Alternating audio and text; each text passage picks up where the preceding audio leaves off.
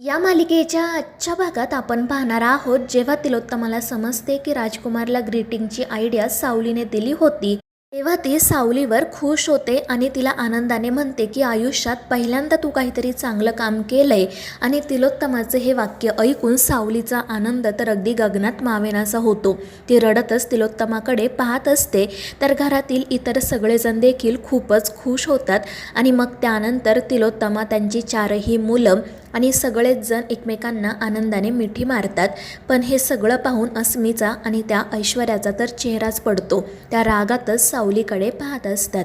दुसरीकडे भैरवी ताराला म्हणत असते की तारा, आत्ता तू ज्या पोझिशनवर आहे ना, तिथे येण्यासाठी आमच्या कित्येक पिढ्या गेल्या आहेत. हे तुला इथपर्यंत आणण्यासाठी मी काय नाही केलं ग. तुझ्यासाठी मी माझ्या संसारावर पाणी सोडलं. आणि पुन्हा तेच बोलणं ऐकून तारा खूप चिडते. ती म्हणत असते की मम्मा, तू पुन्हा पुन्हा मला तेच का सांगते? हे सगळं मी तुझ्याकडे मागितलं होतं का? नाही ना. मग तू मला पुन्हा पुन्हा तेच ऐकून का दाखवते? आणि हे ऐकून भैरवी खूप चिडते. ती म्हणत असते की तुला लाज वाटत नाही का ग माझ्यासोबत असं उद्दामपणे बोलायला? आणि ते ऐकून तारा गप्प बसते. आणि त्यांचं बोलणं सुरू असतानाच भैरवीला सखदेवचा फोन येतो. तो म्हणत असतो की भैरवी माई, मला तुम्हाला एक निर्णय सांगायचा आहे. आणि ते ऐकून भैरवी हसतच विचारते की आता तुझ्यासारखे लोकसुद्धा मला तुमचे निर्णय सांगणार का? इतकी वाईट वेळ आली आहे का माझ्यावर? पण त्यावर सखदेव काही बोलत नाही. तो फक्त इतकंच सांगतो की यापुढे सावली तुमच्याकडे काम करणार नाही, आणि सरळ फोन कट करतो. आणि हे ऐकून भैरवीच्या पायाखालची जमीनच सरकते. तारा तिला काय झालं आहे हे विचारते, पण भैरवी तिचाही हात झिडकारते आणि तेथून निघून जाते. दुसरीकडे जयंती घरातील विठ्ठलाच्या मूर्तीसमोर बसून प्रार्थना करत असते. आणि तिची फक्त एकच इच्छा असते की यांचा पगार वाढावा. आणि त्यामुळे ती विठ्ठलाला म्हणत असते की विठ्ठला, मला दुसरं काही नको, फक्त आमच्या यांचा पगार वाढू दे. तिचं हे सगळं बोलणं सुरू असतानाच तिला सखदेवचा फोन येतो. ती आनंदानेच त्याला विचारते की काय झालं हो, तुमचा पगार वाढला की काय? आणि ते ऐकून सखदेव म्हणतो की अगं जयंती, हे काय बोलतेस तू?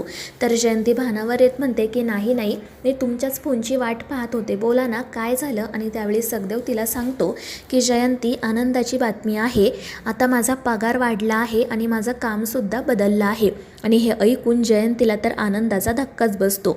ती विचारत असते की काय बोलला तुम्ही, पगार वाढला आहे की काय तुमचा? आणि ते ऐकून सखदेव हसतच म्हणतो की हो, माझा पगार वाढला आहे. ते ऐकून जयंती विचारते की किती वाढला आहे तुमचा पगार? आणि सखदेव सांगतो की आता मला 30,000 रुपये पगार आहे. आणि हे ऐकून जयंतीचा आनंद तर गगनात मावेनासाच होतो. ती लगेच विठ्ठलाचे आभार मानते आणि सखदेवला विचारू लागते की 30,000 म्हणजे 3वर 3 शून्य ना? तर सखदेव म्हणतो की अगं 3 नाही तर 4. आणि ते ऐकून जयंतीला तर धक्काच बसतो. ती 30,000 किती असतात हे मोजायला सुरुवात करते. आणि पुन्हा सखदेवला विचारते की खरंच तुम्हाला 30,000 रुपये पगार मिळणार का? आणि त्यावर सखदेव हसतच हो म्हणतो. त्यामुळे जयंती तर खूपच खुश होते. आणि मग त्यानंतर ती सखदेवला म्हणते की जर तुम्हाला वेळ भेटला तर तुम्ही घरी या, मी 2 दिवस तुमची चांगली सेवा करेल. आणि त्यावर सखदेव हसतच हो म्हणतो. आणि मग जयंती फोन ठेवून देते. आणि मग त्यानंतर ती तिच्या स्वप्नांमध्येच हरवून जाते. एवढे पैसे आपल्या हातात आल्यावर आपण काय काय करू शकतो याचीच ती दिवा स्वप्न पाहत असते. आणि मग विठ्ठलाचे आभार मानत म्हणते की जर मला आधी माहिती असतं ना की मनापासून मागितल्यावर तू लगेच ती गोष्ट देतो, तर मी एवढा टाइमपास करत बसलेच नसते. दुसरीकडे ऐश्वर्या अस्मीला म्हणत असते की अस्मी, आपण सारंगच्या मनामध्ये आता त्या सावलीबद्दल संशय निर्माण करायचा.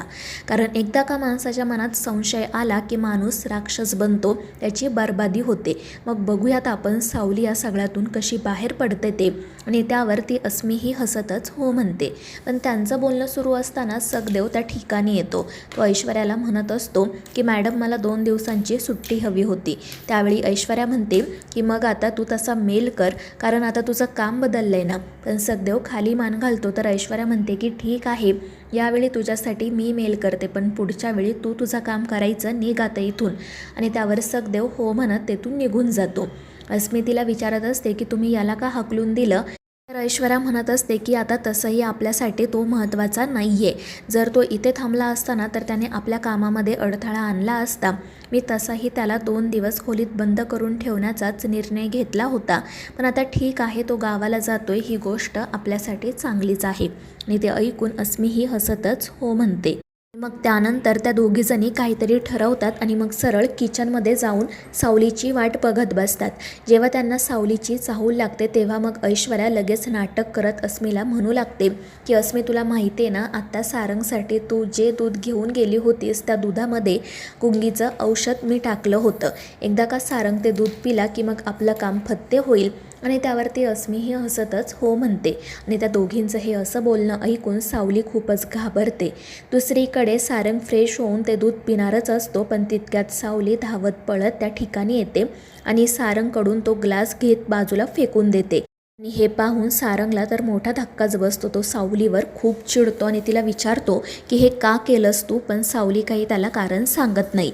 तर ऐश्वर्या आणि अस्मी लपूनच त्या दोघांचं बोलणं ऐकत असतात. तर इकडे सारंग सावलीवर खूप चिडलेला असतो. तो म्हणत असतो की अस्मी माझ्यासाठी दुधाचा ग्लास घेऊन आली होती म्हणून तुला जेलसी वाटली का, म्हणूनच तू हे सगळं केलंस ना, पण मला कळतच नाही आहे की तू त्या अस्मीसारखं का वागतेस आता. अगं तू माझी मैत्रीण आहे ना, मग तिच्यासारखं वागायची काय गरज आहे. जर तू तिच्यासारखा वागण्याचा प्रयत्न करशील ना तर माझ्या मनातून उतरशील एवढं लक्षात ठेव. आणि सारंगचं असं बोलणं ऐकून सावली रडू लागते. तर सारंग विचारत असतो की अगं बोल ना सावली, काय झालं, तू हे दुधाचं ग्लास का फेकून दिलं, मला काहीतरी सांग. पण सावली भैरवीने दिलेल्या शिक्षेमुळे काहीच बोलत नसते आणि म्हणून सारंग खूप चिडतो आणि म्हणतो की तू प्लीज माझ्या आजूबाजूला थांबू नको, निघ इथून. आणि सारंगचं हे बोलणं ऐकून सावली रडतच तेथून निघून जाते. तर अस्मी आणि ऐश्वर्या हसत असतात. त्यानंतर सावली सरळ किचनमध्ये येते आणि तिच्या विठ्ठलासोबत बोलू लागते. तिथेही ऐश्वर्या आणि अस्मी येतात आणि चोरून तिचं बोलणं ऐकू लागतात. तर सावली म्हणत असते की विठुराया, मी काय करायला गेले होते आणि काय होऊन बसलं, मला सारंग सरांना हे सांगताही येत नाही आहे की मी त्यांच्यासोबत का बोलत नाही आहे. आणि आता तर ते माझ्यावर इतके चिडलेत की त्यांना मी त्यांच्या आजूबाजूला सुद्धा नको आहे. आणि जर असं असेल तर मग मी या घरात राहून तरी काय करू, मी हे घर सोडून जाणंच योग्य ठरेल. आणि तिचं ते बोलणं ऐकून ऐश्वर्या आणि अस्मी खुश होतात. आणि मग त्यानंतर सावली सारंगसाठी एक चिठ्ठी लिहिते आणि मग त्यानंतर ती त्याच्या खोलीत जाऊन त्याच्या बेडच्या बाजूला चिठ्ठी ठेवते आणि घरातून बाहेर पडायचं ठरवते. पण मग ती तेथून गेल्यावर ऐश्वर्या खोलीत जाते. ती सावलीने लिहिलेली ती चिठ्ठी उचलते.